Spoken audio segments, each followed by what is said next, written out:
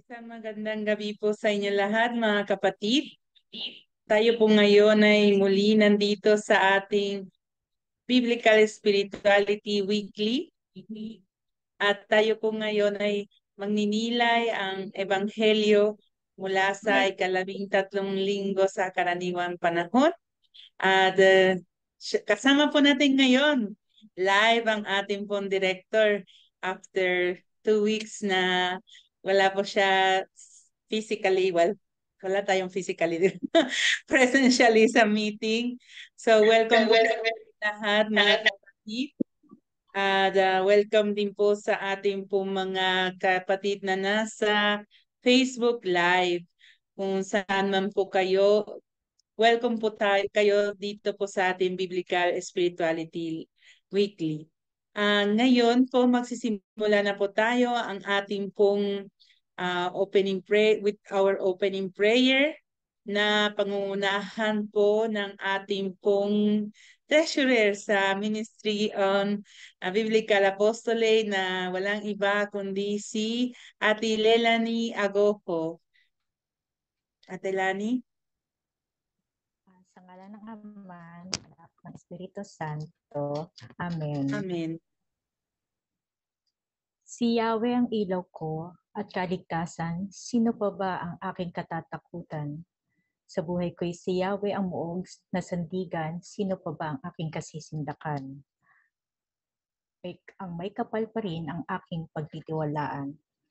Pinupuri at pinasasalamatan ka namin, Panginoon, dahil ang iyong mga gawain napakadakila. Ang iyong salita ay tunay na di kumukupas at nagbigay sa amin ng kalakasan. Panginoon, nawa maging gabay ng bawat isa sa amin ang iyong salita at anuman ang aming matutunan sa gabing ito dito sa Biblical Spirituality ay magsilbing inspirasyon, sandigan at kalakasan sa aming pang-araw-araw na pamumuhay upang aming maipamalas ang walang hanggan mong pagmamahal sa aming kapwa, simbahan at komunidad. Ang lahat ng ito ay aming hinihiling sa iyong anak na si Jesus sa pamamagitan ng mahal na Birheng Maria at sa gabay ng banal na Espiritu Santo. Amen. Sa ngalan naman ng Espiritu Santo. Amen. Thank you po, Ate Lani. Ngayon po, ating tawagan ang presensya ng banal na Espiritu.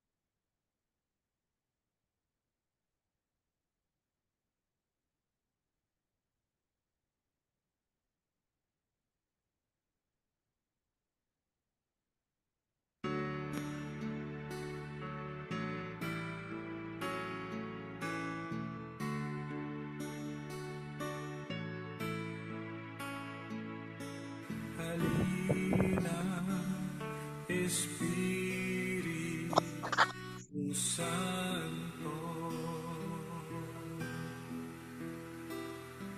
kinakailangan kita.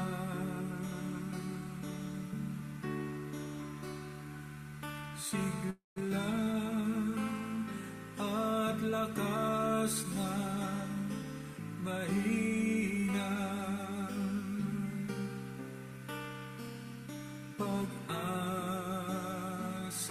ka namin lahat.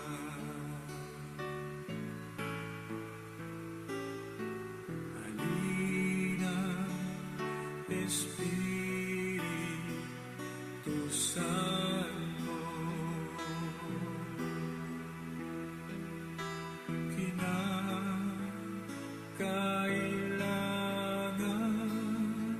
kita.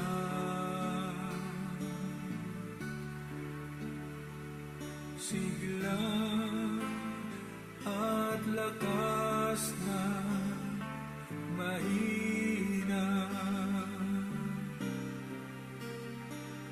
pag-asa ka namin lahat.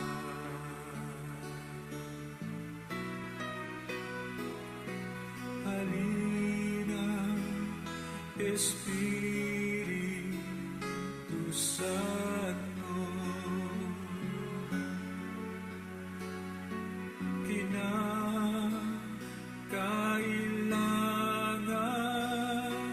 kita.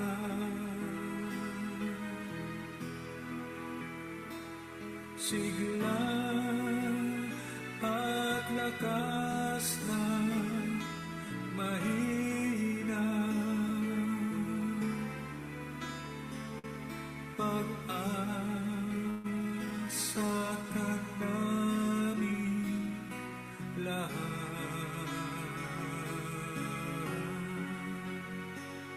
Pag-asa ka namin lahat.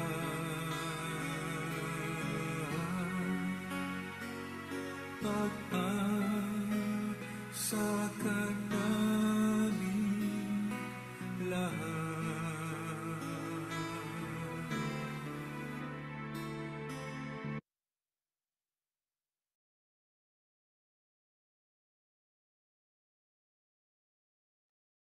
Ating papakinggan po ngayon ang Ebanghelyo na babasahin po para sa atin ang ating pong kapatid si Nanay Fanny Delgado po.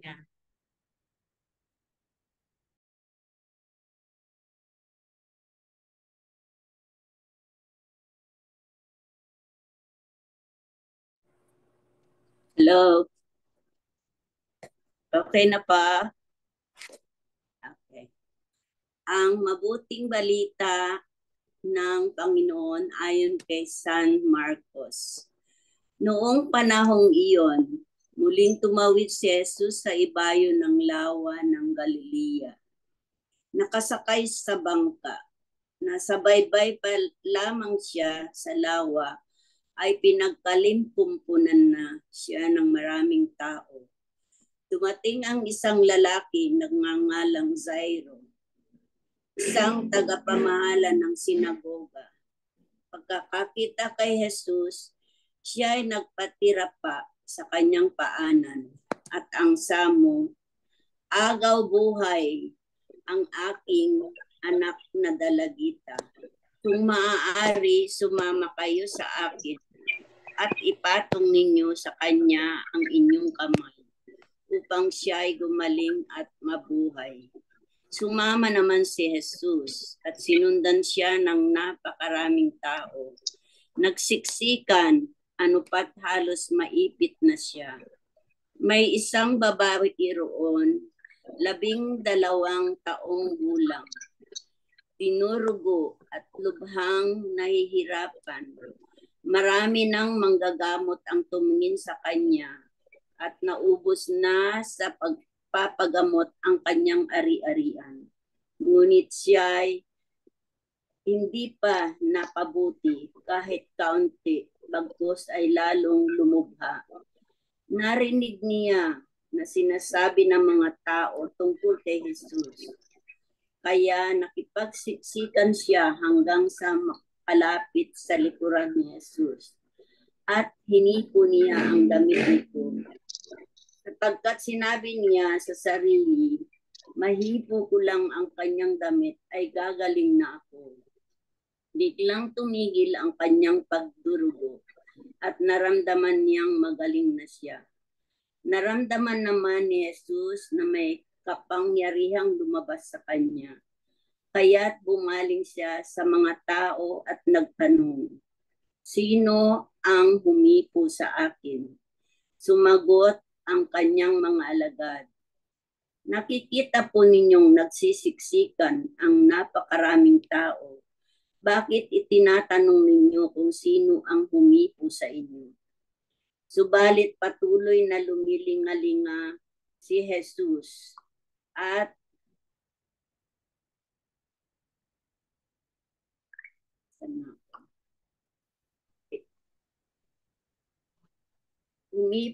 subalit patuloy na lumingalinga si Jesus.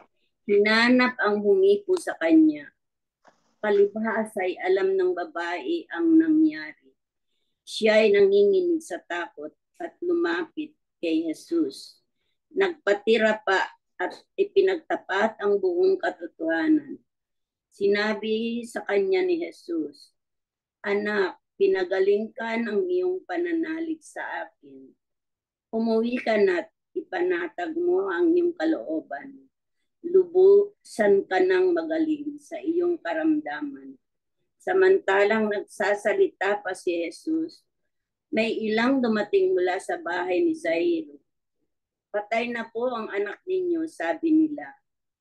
"Bakit pa ninyo aabalahin ang guro?" Hindi pinansin ni Jesus ang kanilang sinabi. Sa halip ay sinabi sa tagapamahala, "Huwag kang magbagabag, manalig ka." At wala siyang isinama kundi si Pedro at ang magkapatid na Santiago at Juan. Nang dumating sila sa bahay ng tagapamahala, nakita ni Jesus na gulong-gulo ang mga tao. May nagnanangis pa at nanganganagpoy. Pagpasok niya ay kanyang sinabi, "Bakit kayo nagkakagulo at nananangis? Hindi patay ang bata, natutulog lamang." Ngunit pinagtawanan siya ng mga tao. Pinalabas niya ang lahat, maliban sa ama't ina ng bata at sa 3 alagad. At siya ay pumasok sa kinaroonan ng bata. Hinawakan niya ito sa kamay at sinabi, "Talita kumi," na ang ibig sabihin, "Ining, sinasabi ko sa iyo, magbangon ka." Pagdakay bumangon ang bata at lumakad. Siya ay 12 taon na at namangha ang lahat. Mahigpit na ipinagbili ni Jesus na huwag ipaalam ito kaninuman. At inuutos niyang bigyan ng pagkain ng bata. Ang mabuting balita ng Panginoon. Pinupuri ka namin, Panginoong Hesukristo. Maraming salamat po sa Nanay Fanny. At ngayon tayo po ay magnilay sa loob ng katahimikan tungkol po sa binasa natin na Ebanghelyo.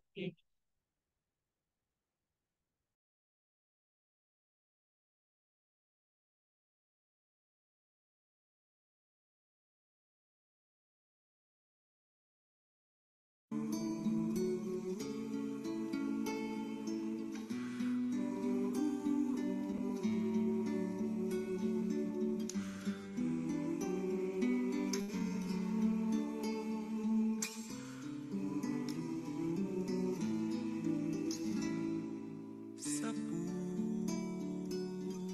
puso kong umiibig,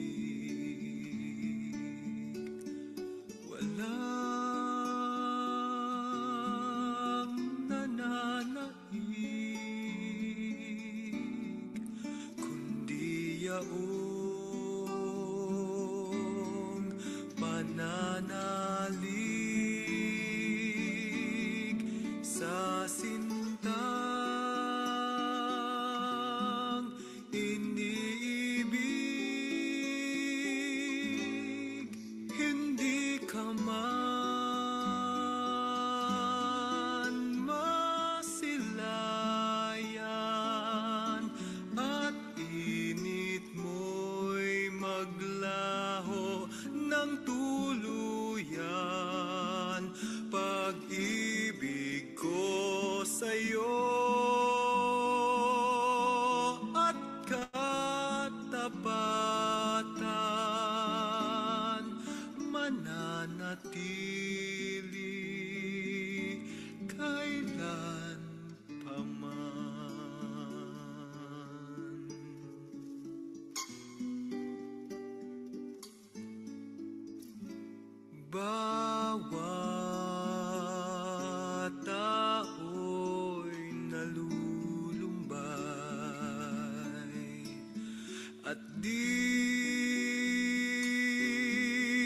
mapalagay hanggat hindi nahihimlay sa puso mong dalisay. Hindi ka man masilayan at init mo'y maglaho ng tuluyan. Pag-ibig ko sa'yo at katapatan mananatili kailan pa man.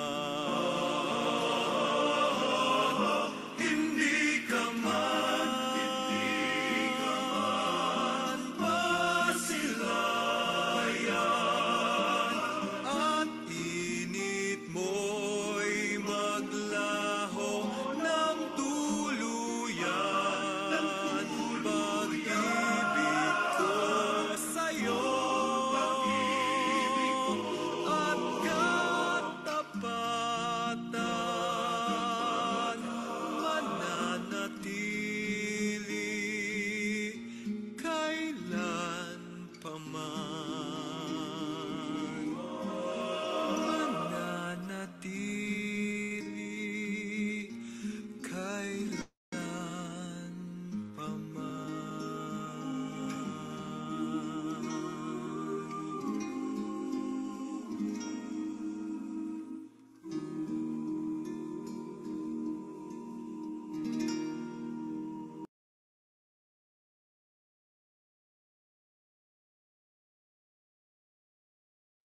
Ngayon, tayo po ay dadako po sa exposition po ng ating pong director, si Father Ado Saclolo, tungkol po sa ating ebanghelyo sa susunod na linggo. Welcome back po, Father Ado. Maraming salamat, Sister Lacys. Magandang gabi sa inyo lahat, mga minamahal na Bible Apostles, Biblical Coordinators, gayon din yung mga kapatid natin na nais makisalo sa ating pagninilay ngayon sa salita ng Diyos. Sapagkat ito po ay totoong gawain natin, no? Dahil sa ating binyag, nung tayo nabinyagan, tayo ay nakiisa na sa ministeryo ni Jesucristo bilang pari, hari at propeta. Kaya nga ang propeta ay nagagalak, no, na makarinig ng salita ng Diyos sapagkat yung salita ng Diyos din ang kanyang ipinapahayag. Kaya po tayo nandito ngayon, no? At maganda rin po dahil kakatapos lang natin ng solemnity, dakilang kapistahan ng kapanganakan ni San Juan Bautista. Siya po yung propeta, no, na naghanda ng daanan ng Panginoon. Kung gusto nyo pong mapakinggan o mapanood yung pagninilay natin dito, ginawa natin noong linggo ito sa Radio Veritas, no?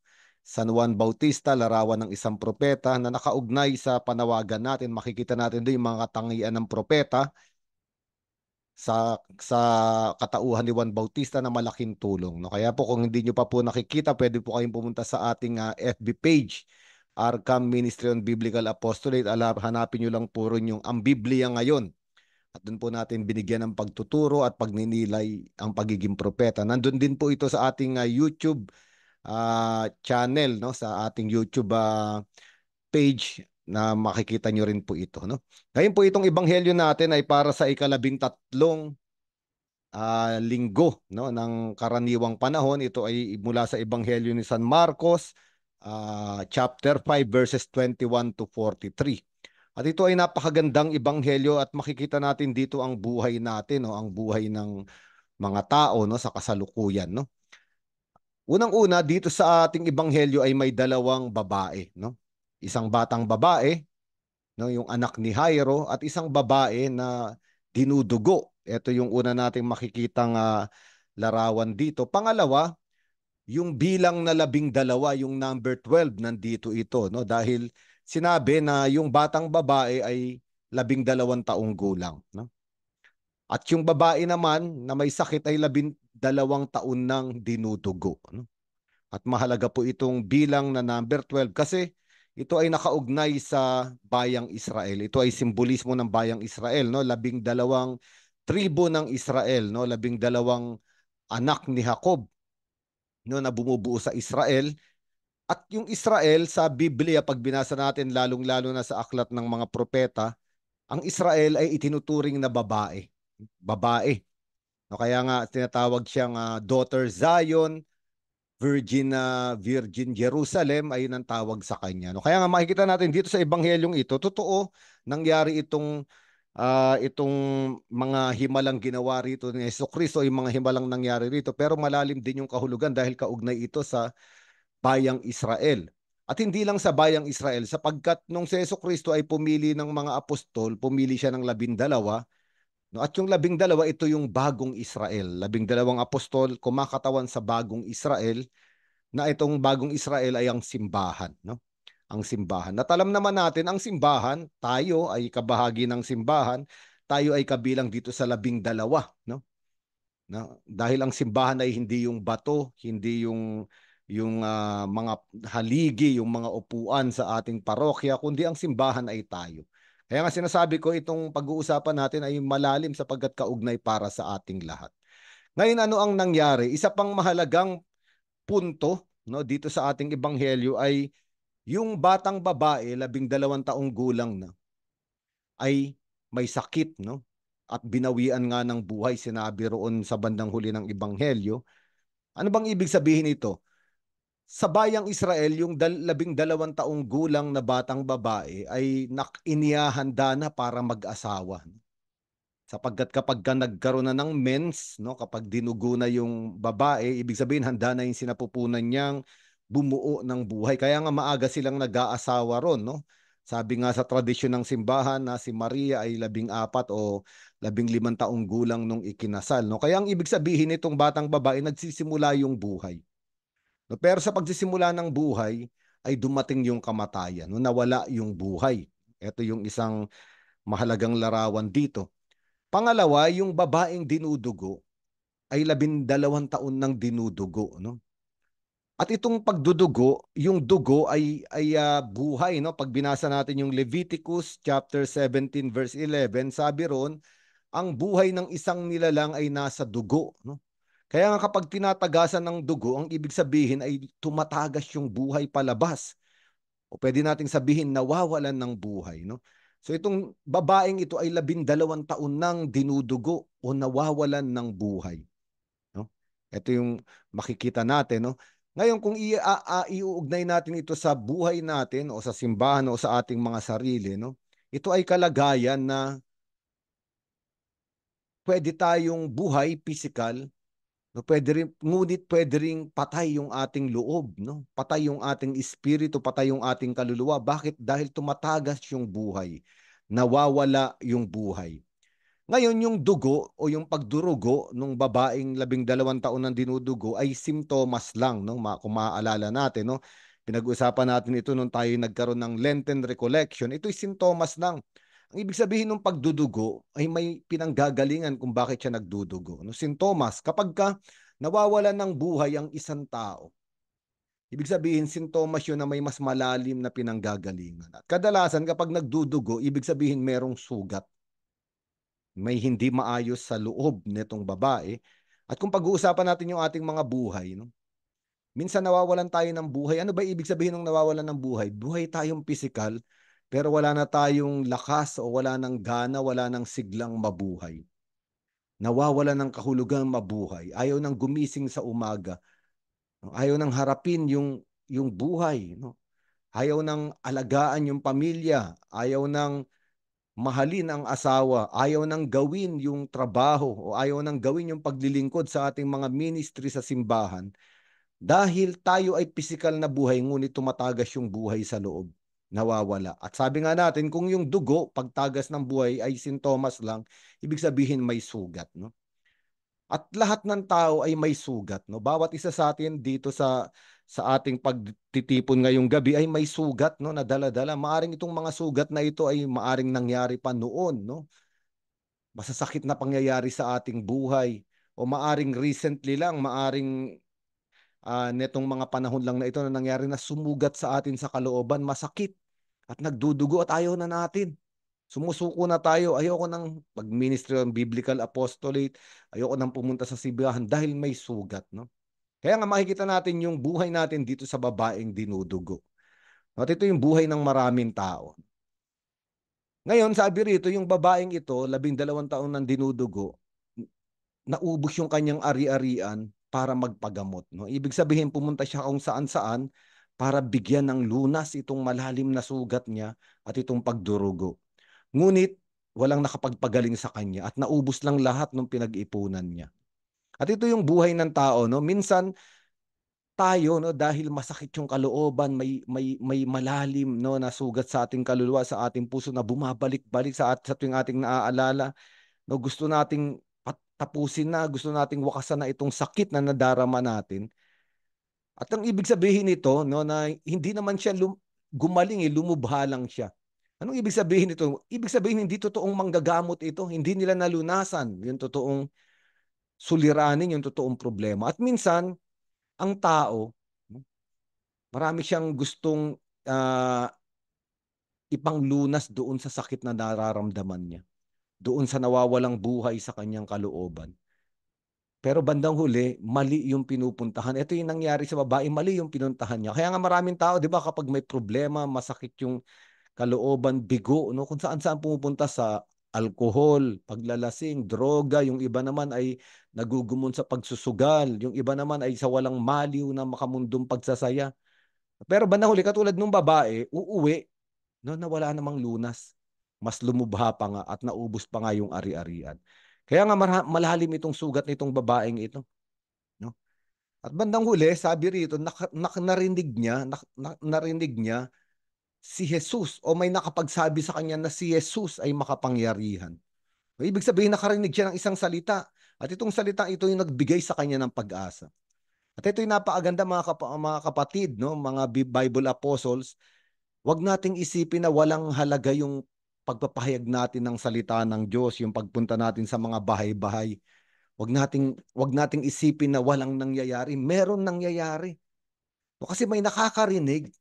At ito nakakarinig na ito ay lihim na gustong lumapit kay Hesukristo. Ito yung ginawa ng babae. Narinig niya, pero hindi niya naman sinabi na lalapit ako kay Hesukristo. Pero lihim sa puso niya, hinanap niya si Hesukristo. No? At nandun nga siya, no, sa lugar na yon. Ngunit may problema, merong crowd, no? Napakaraming tao, may makapal na tao na nakaharang, no? Nakaharang. Siguro nakipagsiksikan siya ron. Nakipagsiksikan siya, no? At pwede nating sabihin itong makapal na tao na nakaharang sa isang taong nais lumapit kay Hesukristo. Pwede nating sabihin na ito rin ay maaring mga balakid, mga sagabal sa paglapit ng tao sa Diyos o yung paglapit natin sa Diyos sa pamamagitan ng ating ministry, ng mga community. No, gusto nating lumapit sa Diyos pero makapal. No, yung mga hadlang, maraming gagawin, schedule o may pumipigil. O kaya naman yung mga kaibigan ay inaanyayahan tayo palayo kay Hesukristo. Makapal yung balakid, yung hadlang. Pero dahil sugatan na siya at alam niya naman na wala nang ibang lulunas doon sa kanyang pinakamalalim na problema, kundi sa Hesukristo lang, nakipagsapalaran siya. No? At kaya nga sabi niya, mahawakan ko lang kahit laylayan ng balabal ni Jesus, ng damit ni Jesus ay gagaling na ako. At ayun nga, hinawakan niya. At nung nahawakan niya, tumigil yung pagdurugo. Ibig sabihin, yung kapangyarihan ni Jesucristo ay umabot dun sa pinakamalalim na sugat. At anong sabi ni Jesucristo? Sino ang humawak sa akin? Sabi ng mga alagad, nasisiraan ka na ba ng bait? Parang sabi nila. No? Kasi ang kapal-kapal ng mga tao, lahat ay humahawak sa'yo, lahat ay bumabangga sa'yo, nakadikit sa'yo. Ngayon, paano mong sasabihin na may isang humawak sa'yo? Sabi ni Jesucristo, naramdaman kong lumabas ang kapangyarihan sa aking katawan. At nung nakita niya nga yung babae ay nanginginig sa takot. Ba't ba nanginginig itong babaeng ito sa takot? Dahil ang pagdurugo ay ginagawang marumi ang tao. No? Kapag binasa natin sa Leviticus, no? Chapter 15, makikita natin yan, Leviticus chapter 15, yung mga verses doon. Sinabi ron na kapag ang dugo ay lumabas sa katawan ng tao, nagiging marumi ang tao. Kaya nagiging marumi yung babae. No, kaya nga lahat ng madikitan niya, lahat ng makahawak sa kanya, nagiging marumi rin. At kapag marumi sila, hindi sila pwedeng pumunta sa templo, hindi sila pwedeng pumunta ron sa lugar ng Diyos kasi marurumihan nila yon. At wala rin dapat silang hinahawakan, walang dapat lumapit sa kanila at wala dapat silang lapitan. Pero itong babaeng ito, dinudugo siya, alam niyang marumi siya at alam niya lahat ng tao ron ay nadumihan niya. At alam niya nung hinawakan niya si Jesucristo ayon sa batas ng mga Hudyo ay dinumihan niya si Jesucristo. Kaya nga nanginginig siya sa takot kasi baka malaman na humawak siya, maaari siyang batuhin dun. Patayin dahil dinumihan niya sila. No?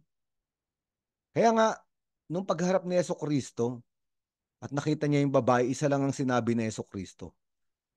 Go, sabi niya, humayo ka dahil pinagaling ka ng iyong pananampalataya. Anak, sabi ni Jesucristo, humayo ka, pinagaling ka ng iyong pananampalataya. At napakaganda nito. Dahil hindi inisip ni Jesucristo na nadumihan siya o hindi. No? Ang mahalaga sa kanya ay yung taong nagdurusa. At paano nasabi ni Jesucristo na may humawak sa kanya? Kahit na maraming humahawak sa kanya, pero sabi niya, may isang humawak sa akin. Ang tinutukoy rito na Jesucristo yung nag-iisang humawak ng may pananampalataya. Kasi itong babaeng ito, yung sugat niya, yung pagdurugo niya, ayun yung nagtulak sa kanyang manampalataya kay Jesucristo. Kaya nga lumabas yung kapangyarihan ni Jesucristo dahil hinawakan siya ng may pananampalataya. Kaya nga itong babaeng ito ay gumaling. At ito'y paanyaya sa atin. No? Pag nagbabasa tayo ng Biblia, kapag ninilay tayo ng salita ng Diyos, meron tayong mga liturgical Bible study, no, kapag meron tayong mga celebration, no, pagdiriwang, o kaya naman kahit sa Eucharistia, no, maraming tao ron. Pero maaaring yung sa karamihan ng taong iyon, hindi lumalabas yung kapangyarihan ni Jesucristo sapagkat nandun sila, ngunit walang pananampalataya. At sino yung may pananampalataya? Yung dumadalo sa pakikinig ng salita ng Diyos o sa banal na misa, na alam niyang sugatan siya, na alam niyang wala siyang buhay, at nandun siya sa lugar na yon para humingi ng buhay, ng kagalingan sa Panginoon. Ito yung pananampalataya. Kaya nga minsan, maganda rin no, na makita natin yung ating mga sugat, yung ating mga suliranin para itulak tayong manampalataya. At para kumbinsihin tayo ng Diyos na walang ibang sagot kung hindi siya lang. No? Kaya nga, si Jesucristo, uulitin ko, no, hindi niya sinisi yung babae na hinawakan siya nito kahit marumi yung babae. Kasi sa mga Hudyo, sisisihin nila, paparusahan yung marumi. Pero kay Jesucristo hindi niya inisip. Bakit? Kasi si Jesucristo meron siyang ginawang revolusyon. Actually, revolusyon itong ginagawa ni Jesucristo. Kasi para sa mga Hudyo, kapag kayong marumi na nadikitan ka, nalapitan ka, nahawakan ka, nagiging marumi ka rin. Ang ibig sabihin sa mentalidad ng mga Hudyo, mas makapangyarihan yung marumi kaysa sa malinis. Kaya nga kapag yung marumi napunta sa malinis, yung malinis nagiging marumi. Pero nung dumating sa Jesucristo, binaligtad niya ito. Sapagkat ang dala ni Jesucristo ay kalinisan at mas makapangyarihan ang kalinisan ng kabanalan sa karumihan. Mas makapangyarihan ang pag-ibig ng Diyos, ang pagmamahal ng Diyos sa kasalanan. No? Kaya kahit itong babaeng ito ay marumi, mas makapangyarihan yung pag-ibig ng Panginoon. No, ngayon, habang nangyayari yun, sabi nung may dumating, no, mga alipin ni Jairo, sabi niya, wag mo nang abalahin ang maestro, ang guro, sapagkat patay na ang iyong anak. No? Ito na naman, no? Meron na namang makapal na taong dumating para hindi na papuntahin si Jesucristo doon sa bata na 12 taong gulang. Ngayon, ang patay ay marumi rin. No? Parang yung dugo o yung dinudugo ay marumi. Ang patay ay marumi rin. Kaya nga pag binasa natin sa Numbers chapter 19, 11 to 12, walang sino mang pwedeng humawak sa patay. Kasi magiging marumi sila. Kung maalala ninyo yung talinghaga ng mabuting Samaritano, di ba umiwas yung Levita at yung pare doon sa taong nakahandusay sa kalsadaan. Umiwas sila dahil inisip nilang patay na yun ng tao at magiging marumi sila kapag hinawakan nila yung tao, kaya umiwas sila at hindi sila makakapunta sa Jerusalem. Kaya nga, dito, Parang sinasabi ng mga tao, wag mo nang abalahin yung maestro, yung guro, wag mo nang papuntahin sa bahay mo kasi patay na yung anak mo. At kahit anong gawin niya doon, magiging marumi lang ang guro. Ano sabi ni Jesucristo? Hindi siya natutulog, ay hindi siya patay, natutulog lang siya. At napakaganda nito, itong sinabi ni Jesucristo, ang pagtulog ay napakaganda, no? Ang pagtulog na naglalarawan sa kamatayan ay napakaganda. Sa ating mga Kristiyano, ang ating kamatayan ay paghimlay lang, no? Ay paghimlay lang. Sa Grego ito ay koimao, no? Matulog ay koimao. Kaya ngayon simenteryo, galing ito sa salitang Gregong koimao na pagtulog dahil yung sementeryo ay lugar ng himlayan, natutulog. At isang araw ay babangon sa muling pagkabuhay ang mga tao. No? Kaya nga, maganda ito sa pananampalataya natin. Ito yung sinabi ni Jesucristo, hindi siya patay, natutulog lang siya. No? Kaya nga, kahit ayaw na, pinipigilan na ng makapal na tao na pumunta pa si Jesucristo doon sa bahay, pumunta siya. No? At noon, pagdating niya sa bahay, nandun na naman yung makapal na tao. No? Na parang pinipigilan siya. Sinasabi natin kanina may makapal na taong humaharang doon sa babaeng dinudugo. Dito naman, may mga makapal na tao ron na parang nananangis na, nananaghoy na, no? At parang hinahadlangan na yung kapangyarihan ni Jesucristo na nais niyang ibahagi doon sa bata. Pero bandang huli, pinaalis niya yung makapal na tao. Siya ang nagpaalis. No? At pinaiwan niya yung magulang at yung tatlong mga apostol, no? Si Santiago, si Juan at si Pedro. No? At pumasok sila roon sa silid. At anong nangyari? Hinawakan ni Jesucristo yung batang babae kahit napatay. Ito yung pinag-uusapan natin. Pwede siyang maging marumi, hinawakan niya yung patay. Pero sabi ko nga, nag-revolutionize na si Jesucristo. Binaligtad niya na ang lahat. Mas makapangyarihan ang banal sa karumihan. Mas makapangyarihan ang buhay sa kamatayan. Kaya nga nung pinatungan niya ng kamay, hinawakan niya itong batang babae, anong sinabi ni Jesucristo? Talita kumi, ang ibig sabihin, magbangon ka. At nagbangon nga yung batang babae. Yung salitang ginamit ditong pagbangon, ito rin yung ginamit sa salita no, nung muling nabuhay si Jesucristo. Kaya nga dito pa lang, ipinapakita na yung kapangyarihan ni Jesucristo sa kamatayan. At yung kamatayan ay sanhi ng kasalanan. Ibig sabihin, mas makapangyarihan ang banal, ang malinis, no, sa kasalanan at sa kamatayan. At kaya niyang ibangon yung tao na nakahandusay o nakalugmok. No? At ito yung malakas na salita para sa ating lahat. No? Sabi ko nga kanina, itong dalawang babaeng ito ay kumakatawan sa ating lahat. Maaring may mga panahon na tayo ay patay. Wala nang buhay. Tumatagas yung buhay, no, palabas sa atin, no, katulad nung batang babaeng 12 taong gulang, wala na rin buhay. No? Nakahiga na lang sa higaan, ayaw nang bumangon, ayaw nang harapin ang kinabukasan, wala nang lakas. Ngayon dito sa ebanghelyong ito, pinapakita ni Jesucristo yung kapangyarihan niya. Nais niya tayong puntahan. Sabi ni Jesucristo, walang problema saan ka man nanggaling. Gaano man karumi ang tingin mo sa sarili mo. Gaano man yung kabiguan nararamdaman mo, maaring nasaktan ka. Hawakan mo ako, katulad ng ginawa ng babaeng dinudugo. At pwede din, maaring sinasabi rin sa atin ni Jesucristo, walang makakapigil sa akin. Kahit may makapal na taong mga hahadlang para puntahan kita, pupuntahan kita. Sabi ni Jesucristo, at hahawakan kita. Kaya nga mga kapatid, ito'y mabuting balita. No? Hindi pwedeng hadlangan ng ating karumihan, ng ating mga kahinaan at kasalanan, ng ating nakaraan, o ng iba't ibang hadlang dito sa daigdig, ang pag-ibig ng Diyos. Pwede natin siyang lapitan, pwede natin siyang hawakan. Kung wala naman tayong lakas, siya ang pupunta sa atin, siya ang lalapit sa atin, siya ang hahawak sa atin, magbabalik ng buhay sa atin at ibabangon tayong muli. Kaya nga ngayon, napakagandang salita nito para sa atin. No? Meron tayong Diyos na kaya tayong ibangon saan man tayo bumagsak at saan man tayo nakalugmok.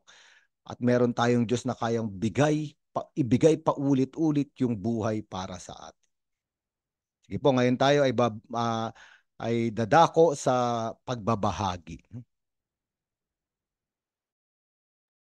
Maraming salamat po, Father Ado. At tayo po ngayon ay magwe-welcome po yung ating magbabahagi po sa bilang po first tagapagbabahagi Ito po ay ang ating kapatid na si Geraldine Heloso.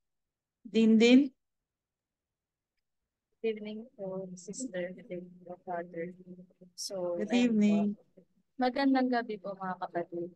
Talagang napakaganda po ng ating ebanghelyo ngayong darating na linggo. So, at sa naging pagtuturo po ni Father Ado, maraming salamat po. So, ang maibabahagi ko po ngayong gabi ay talagang napakabuti po sa atin ng Diyos na ayaw niya tayong nalalagay sa kapahamakan at kamatayan sapagkat siya nga ang Diyos na buhay. So, marami po sa atin ang takot mamatay, subalit hindi hinangad yun ng Diyos na tayo po ay mamatay. At dahil hindi po tayo pinapabayaan ng Diyos, ayun nga, ipinadala niya po yung kanyang bugtong na anak upang tayo ay iligtas. So ako po minsan, inaamin ko po kapag dumadating po sa akin yung mga problema, sinisisi ko po sa Diyos lahat yon na bakit niya ako pinapabayaan, bakit niya ako binibigyan ng ganitong problema, bakit ako na-stress, yung feeling na buhay ako physically po, pero parang patay ako mentally and emotionally. At yung pakiramdam po na mulang-mula ka na talagang pag-asa. Then, ayun po, pinagdarasal ko na lang po yung mga problema na yun. Then, after the day po na sobrang na-stress ako, yun, bigla-bigla po siyang gumagaan, pakiramdam ko. Sa hindi ko po may paliwanag na dahilan. Ayun nga, nagugulat na lang ako biglang may mga taong tutulong sa akin, nagbibigay ng ng paggalakan, yan po. Tapos, para bang nababawasan po yung mga problem ko. Then I realized po, nung gabi na yon, naalala ko lang, I realized po nung gabi na yon na umiyak ako sa Panginoon. So sinabi ko sa kanya na, Lord, lagi po akong mananahan sa iyong piling. Alam ko po na palagi kang nandyan para sa amin. At ito pong mga problema ko po ay hindi tatalo sa akin upang sumuko sa aking buhay at sa aking pananampalataya. So, sinabi ko din po na, Lord, ikaw na po bahala sa akin, tulungan mo po ako. So, yun po yung dinasal ko sa kanya nung gabi na yun na sobrang na-stress po ako na hindi ko po alam, para akong patay na hindi ko malaman. Ganun po. So, lagi niyang ipinaparamdam sa atin na mahal niya tayo. At, di ba, sa pagising lang po natin sa umaga, pagbangon natin, panibagong buhay na naman yung bigay niya. At kahit may mga kinakaharap tayong problem, hindi niya tayo pinapabayaan. So, at dahil po sa mga problem po na dumarating sa ating buhay, ay mas pinalalalim po nito yung ating pananampalataya sa Diyos. Yun po. Maraming salamat din sa napakaganda na pagbabahagi mo. Isang kagalakan na mga kabataan din na merong pong karanasan ng salita ng Diyos at ng tulong ng Diyos.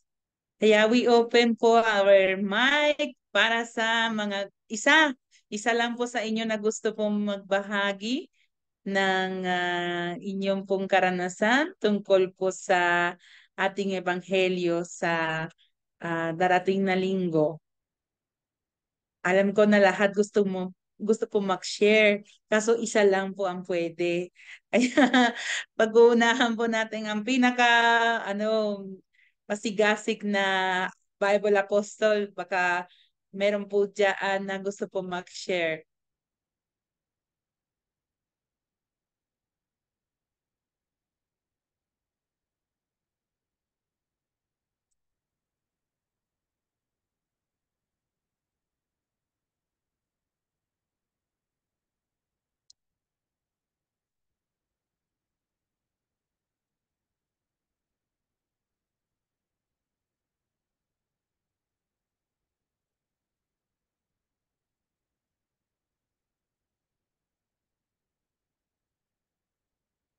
Wala.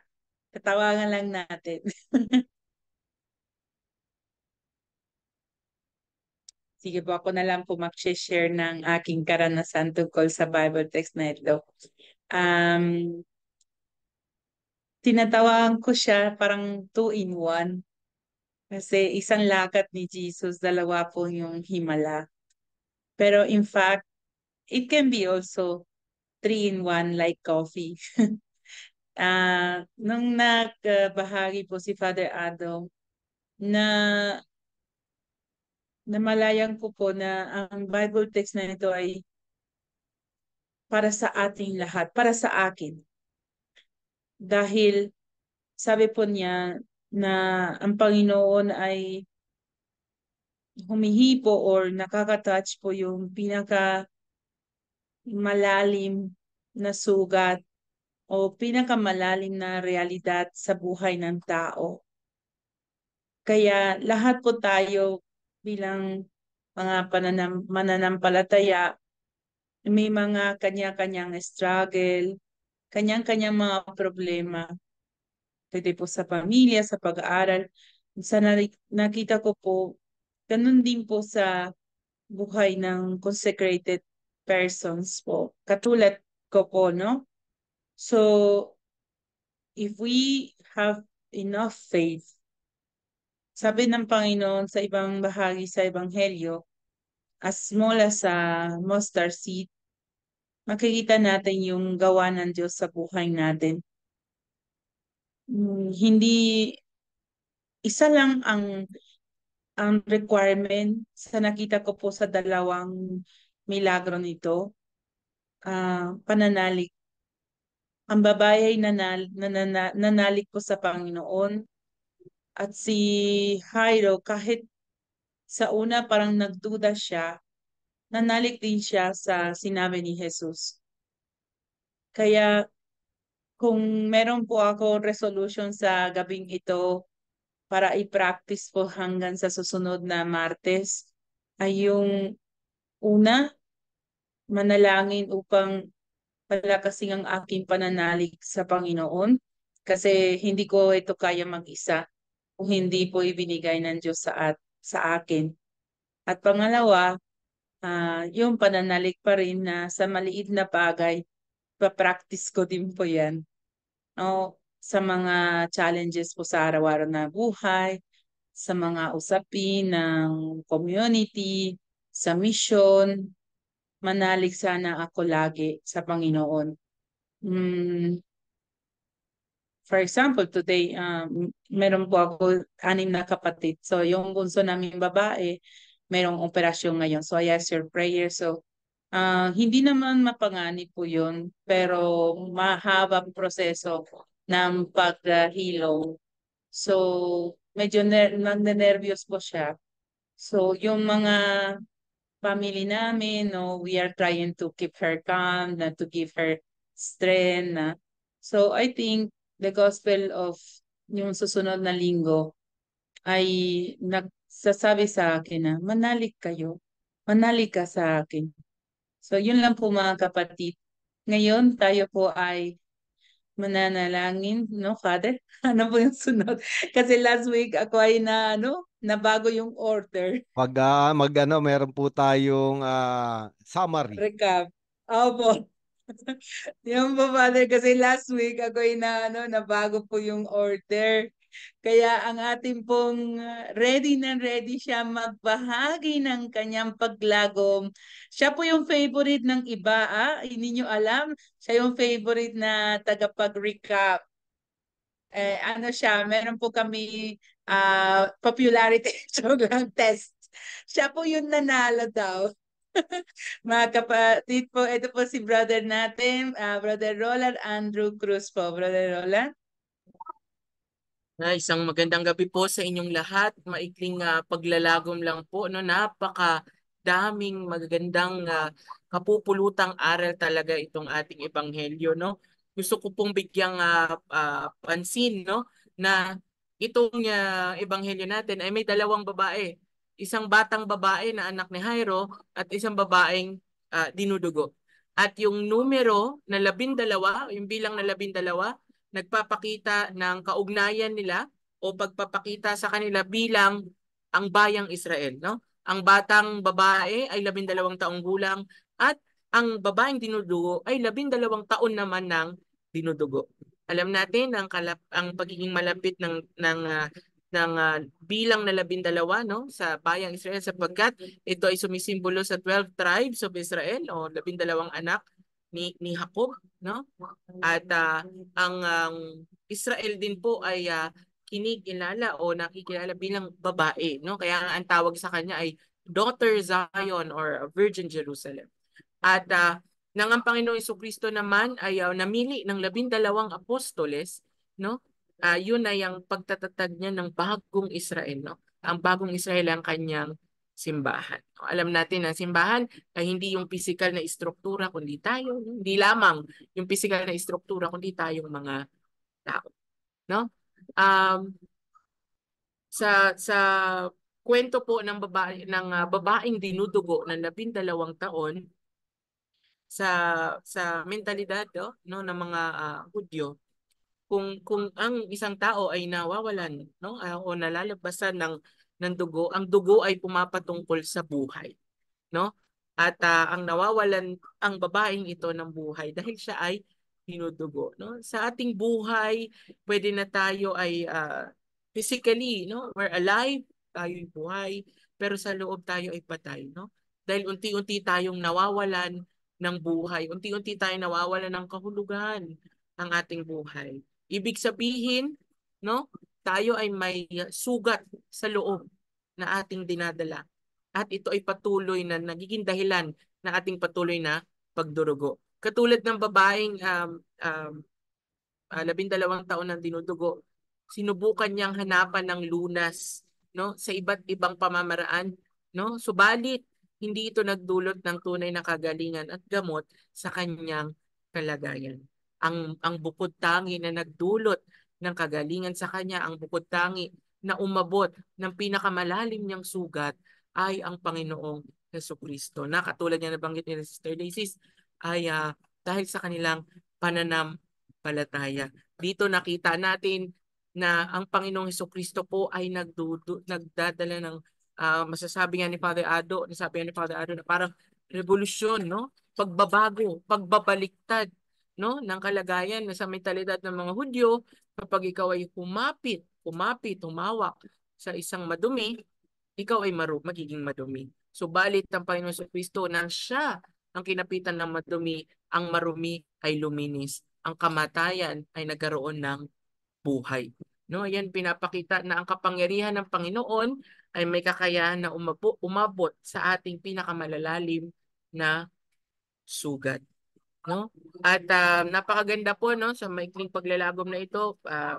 Kaunti na lamang po, makikita natin na binigyang halaga din ni Father Ado. Pinakita din po niya yung palaging pagkakaroon ng makakapal na crowd, makakapal na tao na nagtitipon around those people.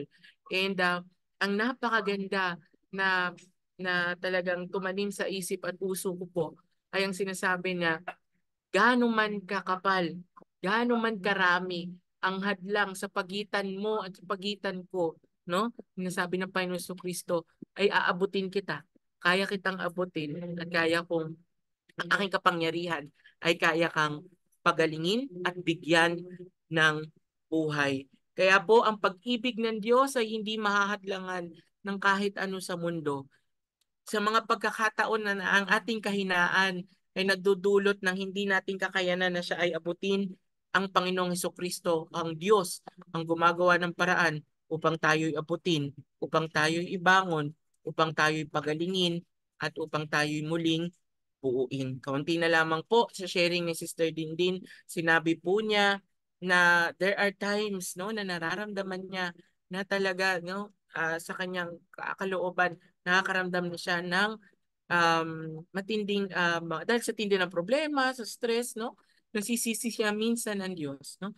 Alam niya, physically buhay siya, but inside she's dead, no? She's dead inside.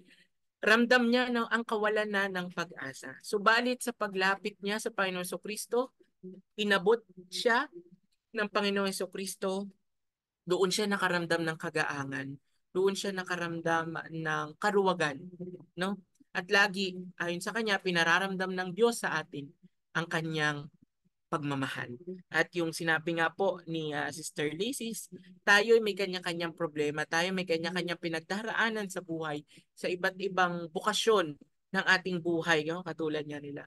But if we have that enough faith, katulad daw po ng mustard seed, makikita natin ang galaw ng Diyos sa buhay natin. Isa lamang ang requirement na ipinakita sa atin ng babaeng dinudugo at ng 12 taong anak na dalaga ni Jairo. At yun ay ang pagkakaroon ng pananalig. Ano po?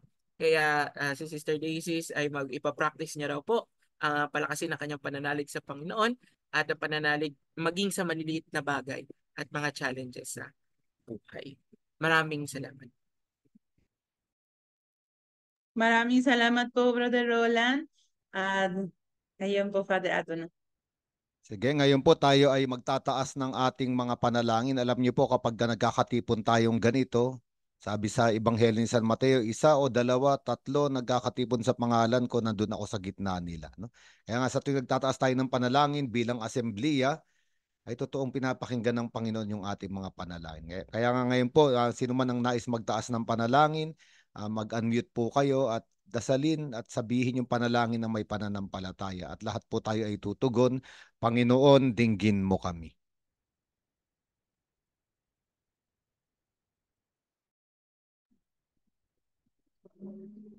Panalangin ko po sa Panginoon, palakasin niyo po ang aking pananampalataya na patuloy po naming ipahayag ang iyong salita sa aming kapwa.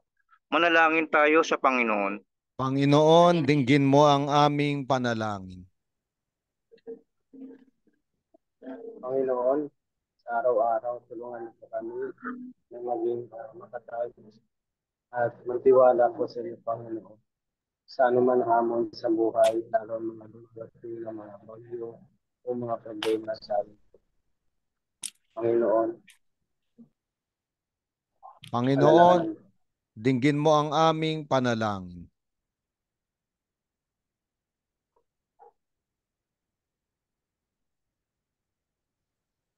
Panginoon, tugunan nawa ng mga namumuno sa pamahalaan ang mga pangangailangan ng mga mamamayan, lalo na ang mga matataas na presyo ng mga pangunahing bilihin at pati ang mga nawalan ng trabaho. Manalangin tayo sa Panginoon. Panginoon, dinggin mo ang aming panalangin. Panginoon, itinataas ko po sa inyo ang lahat mga nasa bilangguan, mga taong nawawalan ng pag-asa, naghihirap, at may yung mga taong hindi na malayo sa Panginoon Diyos, naway gabayan niyo po sila at sana dumating ang panahon maging malapit sila sa Panginoon. Manalangin tayo sa Panginoon. Panginoon, dinggin mo ang aming panalangin.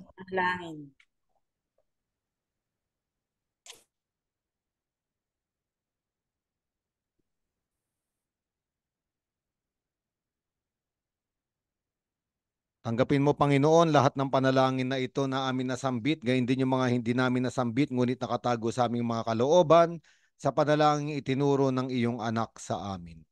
Ama namin, sumasalangit ka, sambahin ang ngalan mo, mapasa amin ang kaharian mo, sundin ang loob mo dito sa lupa para ng sa langit. Bigyan mo kami ngayon ng aming kakanin sa araw-araw at patawarin mo kami sa aming mga sala, para ng pagpapatawad namin sa nagkakasala sa amin, at huwag mo kami ipahintulot sa tukso at iadya mo kami sa lahat ng masama. Ngayon, tayo po ay makikinig sa mga announcements na ibabahagi po sa atin ng ating pong sekretary na si Tere Maitem. Hello po, magandang gabi po sa inyong lahat. So ngayon po, sana po tama po yung bilang ko. 25 days na lang po at magkikita-kita na po tayo para sa ating first annual biblical retreat sa Antipolo, sa St. Michael's Retreat House sa Antipolo. Ayan po. So sa ngayon po, update ko po kayo kung ilan na po yung nakapag-pa-register po na Bible Coordinators and Apostles. So 74 na po lahat. So ang kaya lang po natin ma-accommodate ay 100. So para po sa mga nagdadalawang isip pa po, siguro po katulad po, very inspiring po yung gospel reflection po natin ngayon. Huwag po sana tayo mawala ng pananampalataya. So kung meron po tayong financial na pangangailangan, maniwala po sana tayo na pupunan po ng Panginoon yung ating mga pagkukulang at ating mga pangangailangan. So, ayun po, i-message na po kami, Sister Lacy, si Ate Rani, o ako po, para po sa mga gusto pa pong humabol sa registration. And also, ni-invite ko rin po kayo na i-like, subscribe, and share yung ating YouTube channel po. So doon po at Arkham MBA or Arkham Ministry and Biblical Apostolate. So dito po makikita po natin yung mga araw-araw na pagninilay po natin sa Salmo at saka yung mga nakaraan po nating biblical spirituality episode. So ayun po. Sana po ma-like niyo po at ma-follow niyo po yung ating YouTube channel. Yun lang po. Maraming salamat po, Tere. Father Ado, anything to add po? Sige po, may marami po kasi nagtatanong na yung mga hindi ba member ng Biblical Apostolate kung pwede silang sumama sa retreat. Ngayon po binibigyan pa ng pagkakataon yung mga members, no, na magpa-register na, and then yung mga hindi naman members, welcome din naman po sila, pero i-open natin yung slot sa kanila sa July 5, no? Kasi July 5 pupunta na po kami ni Sister Lacy saka yung mga ibang kasama nating coordinator sa St. Michael Retreat House para ayusin na po yung mga room assignments natin doon. Kaya nga po, mag-antay-antay lang po at pakisabi sa kanila yung mga nais sama sa atin. No? Ngayon po si Father Reggie ay ready na sa kanyang talk. Sinabi niya sa akin, at ganoon din si Cardinal, no, at Vincula, no, na darating doon para magdiwang nung ating culminating Eucharist. No? Pero higit sa lahat na pupunta sila ron dahil gusto nga nila pong makadaupang palad lahat ng Biblical Apostolate apostles and coordinators. No? Kaya po magdesisyon na po kayo, no? Mas maaga po namin malalaman yung bilang, mas mabuti po para sa ating lahat, no? Okay po, sige po. Ngayon sister, meron pa ba tayong babalita o mag-blessing na tayo? Blessing na po, Father. Okay, so magkikita-kita pa po tayo uli sa tuwing Martes, no, sa next Tuesday sa pagninilay natin sa napakagandang mga ebanghelyo, no, ng ating simbahan na totoong kung titignan natin ay napakalalim at totoong nakaugnay sa ating buhay. No, ngayon po bibigay natin ang pagbabasbas. Sumain niyo ang Panginoon at sumain niyo rin. At pagpalain kayong lahat, gayon din ang inyong mga pinakamamahal sa buhay ng ating makapangyarihang Diyos, Ama at Anak at Espiritu Santo. Amen. Tapos ng ating pagninilay sa gabing ito, manatili kayo taglay ang kapayapaan ni Hesukristo. Salamat sa Diyos. Maraming salamat po. Good night po sa inyong lahat. Night po. Thank you.